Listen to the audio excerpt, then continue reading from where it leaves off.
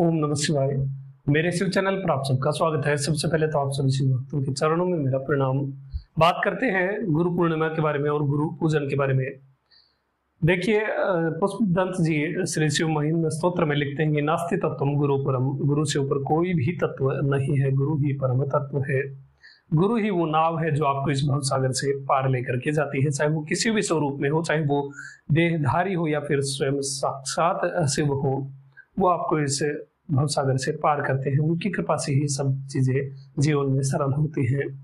और गुरु पूर्णिमा ऐसा समय है जो वर्ष में आपको एक बहुत महत्वपूर्ण समय मिलता है जिसमें आप शिव को अपना गुरु बना सकते हैं। देखिए, जो शिव भक्त ऐसे शिव ज्ञानियों को गुरु बना रखे हैं, जो भस्म धारण करते हैं, रुद्राक्ष धारण करते हैं, जो शिव के ही शरणागत रहते हैं, ऐसे सेवाचारियों को जो अपना गुरु बना रखे हैं, वो परम सौभाग्यशाली है, क्योंकि ऐसे सेवाचारी, ऐसे शिव ज्ञानी स्वयं शिव का ही स्वरूप कहे गए हैं। तो चलते फिरते आपको वो शिव प्राप्त हो रहे हैं। किंतु कुछ शिव भक्त ऐसे हैं जो खास करके उत्तर भारत में, जिनके क्षेत्र में ऐसे सेवाचार्य नहीं हैं, जिनके आसपास उन्हें ढूंढने से भी भस्मधारी और रुद्राक्षधारी, रुद्राक्ष तो आजकल ट्रेंड बना लिया लोगों ने, लेकिन जो भस्म धारण करते हैं, जो सच में ही जो शिव के शरणागत रहते हैं, ऐसे शिव भक्त बड़ी मुश्किल से सुनने को भी मिलते हैं। तो ऐसे शिव भक्त क्या करें? ऐसे शिव भक्त शिव को ही अपना गुरु बनाएं, लिंगम पूजा करें। शिव को कैसे गुरु बनाना है उसके बारे में पहले ही मैंने पिछली वाली गुरु पूर्णिमा पर वीडियो डाल दिया था। आपको यहाँ आई बटन पर मिल जाएगा या फिर डिस्क्रिप्शन में लिंक है, वहां जाकर के आप डाउनलोड कर लीजिए। जो जिन शिव भक्तों ने अभी तक शिव को गुरु नहीं बनाया है, तो वो उस वीडियो को देख करके उसमें प्रोसेस बताई है, उसके अनुसार आप शिव को गुरु बनाएं। और जिन शिव भक्तों ने शिव को पहले ही गुरु बना रखा है, उन्हें अभी इस वीडियो में थोड़ा बता देता हूं। देखिए, सेवाचार्य यदि आपके गुरु हैं तो बहुत अच्छी बात है, नहीं तो फिर आप शिव को ही अपना गुरु बनाएं। और गुरु बनाने की विधि मैंने बता ही दी है, उस वीडियो में जाकर के देख लीजिए। बात करते हैं गुरु पूर्णिमा पर आपको क्या विशेष करना है। देखिए, सबसे पहली चीज तो आप जो भी शिव भक्त किसी सेवाचार्य को गुरु बना रखे हैं, या फिर जिन शिव भक्तों ने शिव को पहले ही गुरु बना रखा है, या फिर जो शिव भक्त है इस गुरु पूर्णिमा पर शिव को अपना गुरु बनाने वाले हैं, वो सभी के सभी शिव भक्त, या फिर जिन जो केवल शिव भक्त हैं जो ऐसे गुरु प्रोसेस में नहीं आए हैं, वो सभी शिव भक्त, जो भी शिव भक्त मुझे इस वीडियो में सुन रहे हैं, वो सभी शिव भक्त इस एक फोटो HD में मैं आपको दे रहा हूँ, इस वीडियो के डिस्क्रिप्शन में है, उसे प्रिंट कराइए। भगवान दक्षिणामूर्ति का ये स्वरूप है, जो गुरु स्वरूप भगवान का है। इस स्वरूप की इस फोटो को आप प्रिंट कराइए और फ्रेम करा करके अपने घर के मंदिर में रखिए। चाहे आप बड़े साइज का आप प्रिंट निकाल सकते हैं, फिर छोटे साइज का, जो भी आपको सूटेबल लगे उतने साइज का आप इस फोटो को प्रिंट निकाल करके फ्रेम रख करके और अपने घर के मंदिर में रखिए। इसे आपको उत्तर की तरफ वाली दीवार पर लगाना है या उत्तर की तरफ रखना है, ताकि आप जब बैठे भगवान की ओर मुख करके, तो आपका मुख उत्तर की ओर हो और भगवान का मुख दक्षिण की ओर हो। देखिए, बहुत सारी चीजें अफवाहें फैली हुई है भगवान शिव के बारे में। लोग पता नहीं क्या क्या नाप से नाप बोलते हैं कि दक्षिण का जो भगवान का मुख है, जो अघोर मुख है, वो केवल संहार का ही मुख है, उससे डिस्ट्रक्शन होता है। किंतु ये स्वरूप दक्षिणामूर्ति है और ये दक्षिण की ओर ही मुख करके बैठते हैं। तो ये स्वरूप आपके जीवन में सुख समृद्धि भरने वाला है, सौभाग्य भरने वाला है, और आपकी सभी प्रकार के अज्ञान और अविद्या का नाश करने वाला है। बहुत ही सौम्य स्वरूप है, और ये स्वरूप यदि आपके जीवन में कृपा कर देता है तो फिर आपको किसी भी चीज की कमी नहीं रहेगी, आपका जीवन खुशियों से भर जाएगा। इसलिए सभी शिव भक्त भगवान के इस विग्रह की पूजा अवश्य ही करें। इस गुरु पूर्णिमा से आप प्रारंभ कर दीजिए। एक और बहुत बड़ा रहस्य मैं आप सभी शिव भक्तों को थोड़ा सा यहाँ बता देता हूँ। जितने भी देवी देवता हैं, उन सभी ने जो देवत्व प्राप्त किया है, उन्होंने दक्षिणामूर्ति के पास में लिंगम स्थापित करके फिर जो लिंग पूजा करी है, उसके प्रभाव से ही देवत्व उनको प्राप्त हुआ। दक्षिणामूर्ति के सानिध्य में यदि आप शिवलिंग की पूजा करते हैं तो आपका किया गया पूजन करोड़ गुना अधिक हो जाता है। तो बहुत सारे रहस्य हैं जो आप सभी शिव भक्तों के साथ मुझे उजागर करने हैं, और आप सभी शिव भक्त इस दक्षिणामूर्ति स्वरूप की पूजा गुरु पूर्णिमा से प्रारंभ कर दीजिए।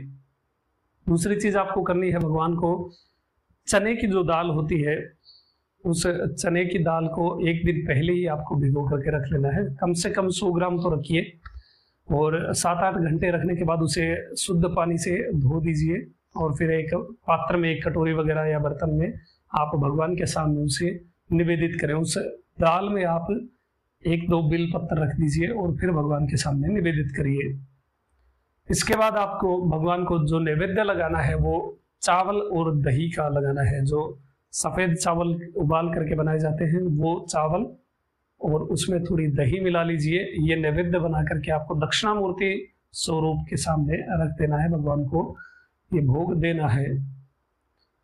इसके जो पूजन वगैरह हो गया आपका, धूप दीप वगैरह से जो आप नॉर्मल पूजन करते हैं वैसा पूजन करिए और ये चीजें ऐड कर लीजिए। जैसे चने की दाल हो गई और चावल और दही हो गया, ये आप भगवान दक्षिणामूर्ति के सामने ये भोग और ये चीजें रख दीजिए। फिर आपको शिव गुरु स्तोत्र का पाठ करना है। ये बहुत सारे वीडियो में मैंने पहले भी आप सभी शिव भक्तों को बताया है। शिव गुरु स्तोत्र का कम से कम इस दिन 11 पाठ आप अवश्य करिए और नित्य 1 पाठ कर सकते हैं।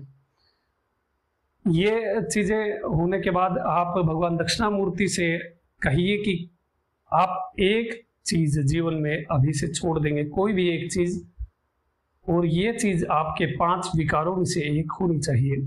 चाहे काम, क्रोध, मद, लोभ, मोह, किसी भी प्रकार की कोई एक चीज आप यदि भगवान के सामने ऐसा बोल करके छोड़ देते हैं जीवन में, मान लीजिए कि किसी ने कह दिया कि मैं अब आगे से कभी भी क्रोध नहीं करूंगा, तो इससे भगवान कितने प्रसन्न होंगे मैं आपको बता नहीं सकता। एक चीज का आप वहां पर त्याग कर दीजिए और ये कोई भी एक विकार होगा तो बहुत ही उत्तम चीज है। आपके जीवन में एक विकार छूटते ही तो वैसे ही बदलाव आ गए, ऊपर से भगवान दक्षिणामूर्ति कृपा कर रहे हैं, तो फिर सोचिए आपके जीवन में क्या क्या सुख समृद्धि आएगी। तो किसी एक विकार का अपने मन में आप डिस्कशन कर लीजिए स्वयं से कि क्या आप छोड़ सकते हैं, क्योंकि कोई ना कोई एक विकार तो मनुष्य को घेर ही लेता है। तो किसी एक का त्याग तो हम भगवान, गुरु भगवान के लिए कर ही सकते हैं। भगवान के सामने ऐसा बोल करके एक विकार को आप त्याग दीजिए। इस दिन यदि आपको कोनराई या अमलतास के पुष्प मिल जाते हैं, जो पीले पुष्प, मैंने इसके बारे में पहले वीडियो बनाई थी, वो यदि आपको प्राप्त हो जाते हैं तो दक्षिणामूर्ति भगवान को अवश्य ही चढ़ाए और इन फूलों से भगवान की पूजा करें। यदि प्राप्त नहीं होते कोई बात नहीं, किसी भी प्रकार के पीले पुष्पों से आप भगवान दक्षिणामूर्ति की पूजा करें। दक्षिणामूर्ति स्वरूप की पूजा पीली चीजों के साथ ही होती है, चाहे वो पीला नैवेद्य हो या फिर चने की दाल हो या फिर पीले पुष्प हो। इसके साथ आपको भगवान को एक धोती भी भेंट करनी है। भगवान दक्षिणामूर्ति को इस गुरु पूर्णिमा पर एक पीली धोती आप भगवान को चढ़ाएं और फिर इसे किसी आप शिव भक्त को दान कर सकते हैं, इस पीली धोती को पूजन के बाद। और जो नैवेद्य रह गया है, जो दही चावल का नैवेद्य है, जो चने की दाल है, वो आप नंदी जी को खिलाएं, वृषभ को खिलाएं, इससे आपको शिव कृपा प्राप्त होगी। इसके साथ ही आप जो जप करना चाहें तो नमः शिवाय या शिवाय नमः या फिर नमः शिवाय गुरुवे, इस मंत्र का आप जाप कर सकते हैं, 1 माला आप कर सकते हैं। दक्षिणामूर्ति स्वरूप का जो वर्णन आगे आएगा उसमें बहुत सारे रहस्य और बहुत सारी चीजें मैं आपकी इस पूजा में ऐड करवा दूंगा, लेकिन वो चीजें बाद की हैं। अभी गुरु पूर्णिमा पर हमें प्रोसेस करनी है भगवान को अपने घर में लाने की, भगवान शिव को अपना गुरु बनाने की और गुरु पूजन की। तो ये चीजें आप अभी से प्रारंभ कर दीजिए।